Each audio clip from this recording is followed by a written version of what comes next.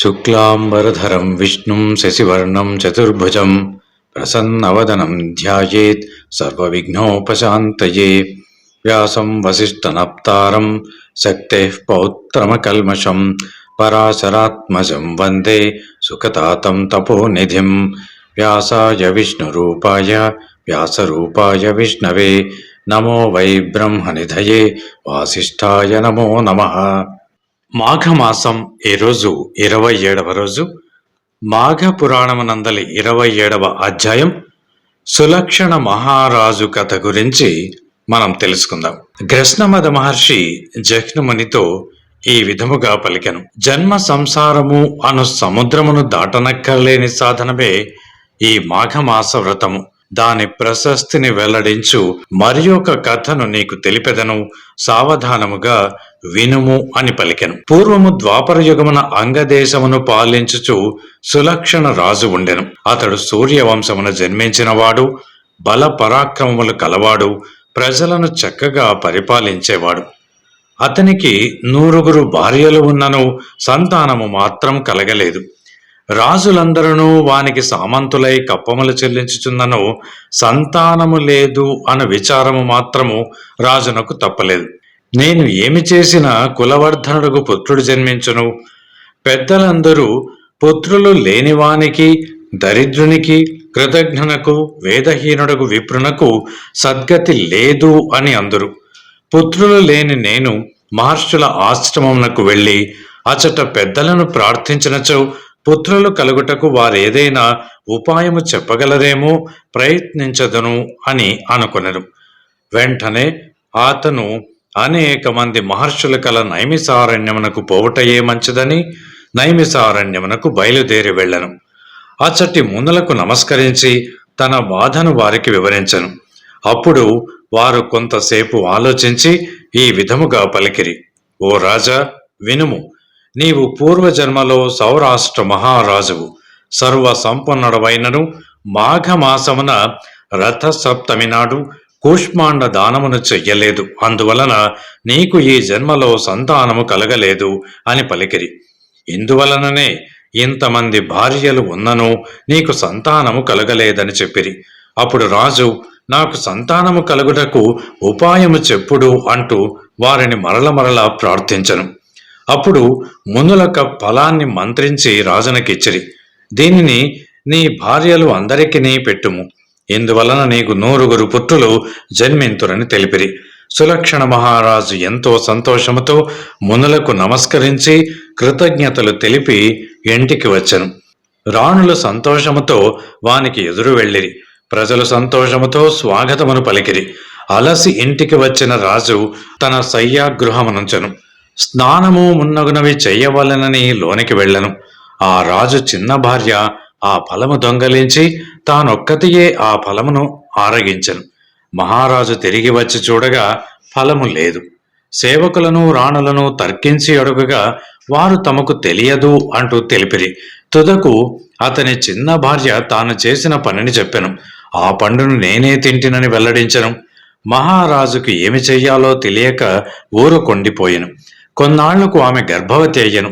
మహారాజు మునుల మాట ఫలించినది కదా అని ఎంతో సంతుష్టుడయ్యను. చిన్న భార్య ఇట్లు గర్భవతి ఎగుట మిగిలిన భార్యలకు ఇష్టము లేదు. ఆమె గర్భము పోవుటకై వారు ఎన్నో ప్రయత్నములను చేసిరి. అయితే దైవ బలమున అవి అన్నీ కూడా వ్యర్థములయ్యను.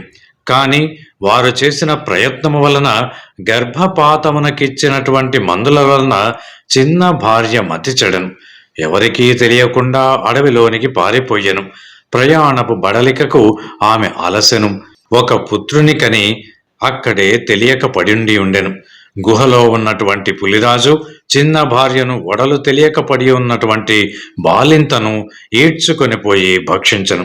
అప్పుడే పుట్టిన బిడ్డ రక్తపు ముద్దగా నుండి దుఃఖించుచుండగా హంసల గుంపు వచ్చి రెక్కలను చాపి ఎండ మున్నగు వాని బాధ ఆ శిశువునకు లేకుండా చేసినది. తేనె, పండ్ల గుజ్జు మున్నగు వాణిని బాలునకు పెట్టి ఆ పక్షులు వాణిని రక్షించను.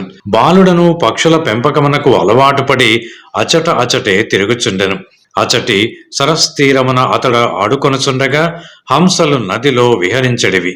ఒకనాడు పవిత్ర దినమొకటిచే సమీప గ్రామాల వారు సకుటుంబముగా ఆ సరస్సునందు స్నానమాడవచ్చిరి.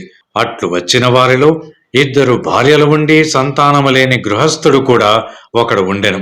వారితో పాటు స్నానమునకు వచ్చెను. అతడు తిరగాడుచున్న బాలుని చూచి ముచ్చటపడి ఇంటికి తీసుకొని వెళ్ళెను.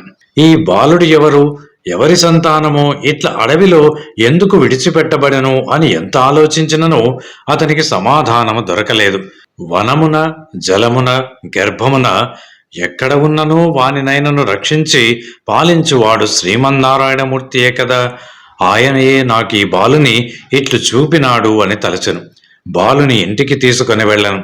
సవతులైన వాని భార్యలు 2 ఆ బాలుని తానే రక్షింపవలయను, అతడు తనొక్కదానికే కుమారుడని తలచి వారిలో వారు వివాదపడిరి. అచ్చట ఆ బాలుడు 2 సంవత్సరములు పెరిగెను. బాలుని విషయమున సవతుల వివాదము కూడా పెరిగెను. ఆ కుమారుడిని పరస్పరము నా కుమారుడంటే నా కుమారుడంటూ వారు ఇరువురూ పరస్పరము కలహించుకొనిరి. నేను పోషించవలయను అంటే నేనే పోషింపవలయనంటూ వారు ఇరువురు జగడమాడుకొనిరి. చివరకు పెద్ద భార్య ఎవరికీ తెలియకుండా ఆ బాలుని అడవిలో విడిచివచ్చెను. ఆ తర్వాత ఇంటికి వచ్చిన గృహస్థు ఎంత వెదికినను బాలుడు కనిపించలేదు. అడవిలో విడవబడిన బాలుడు ఏడ్చుచూ ఇంటి వలనున్న తులసి పాద వద్దకు వెళ్ళను. అచ్చట నిలిచి కూర్చుండెను. తర్వాత పడుకొనెను. తులసి స్పర్శ వలన ఆ బాలునకు ఆ వనము ఎట్టి ఆపదయూ రాలేదు. శ్రీహరి అనుగ్రహమున వానికి రాత్రి గడిచినది. ఎవరనూ లేని ఆ బాలుడు ఏడ్చుట తప్ప మరేమి చేయగలడు? వాని దైన్యము, నిస్సహాయత ఆ అడవిలో నుండి పశుపక్షాదులలోని జీవలక్షణమునకు పిలుపైనది. అడవిలో గల ప్రాణులు, మృగములు, పక్షులు అచ్చటికి వచ్చినవి. బాలుని నిస్సహాయత, దైన్యము వానిలో దివ్య లక్షణములను మేల్కొల్పి వానిపై జాలిని కలిగించినవి. ఆ ప్రాణులను కన్నీరు కార్చినవి. ఒకరి భాష మరొకరికి తెలియని రాజకుమారుడు పశుపక్షాదులు ఎట్టి సహానుభూతి పొందినప్పుడు మరి ఒక మానవుడున్నచో వాడు ఎంత దుఃఖించునో కదా. అట్లే బాలుడును పక్షియో మృగమైనప్పుడు దుఃఖం ఎట్లుండునో కదా అంటూ బాలుడు పశుపక్షాదులు విభిన్న జాతుల వారైనను వారిలోని పరమేశ్వరుని అంశయగు జీవాత్మ మూలము ఒకచోటు నుండి దేవుడి నుండి వచ్చినదే కదా. అది ఏ దివ్యత్వము. కాని విచిత్రమేమనగా బాలునికి తన జాతిదే అయినటువంటి ఆ స్త్రీ వలన ఆపద వచ్చినది. ఆ విప్రుని మొదటి భార్య ఆమెలోని దివ్యత్వము లోపించినది. సృష్టి విచిత్రమని అనుకున్నట తప్ప మనకే సమాధానము తోచదు. ఇది భగవంతుని లీల.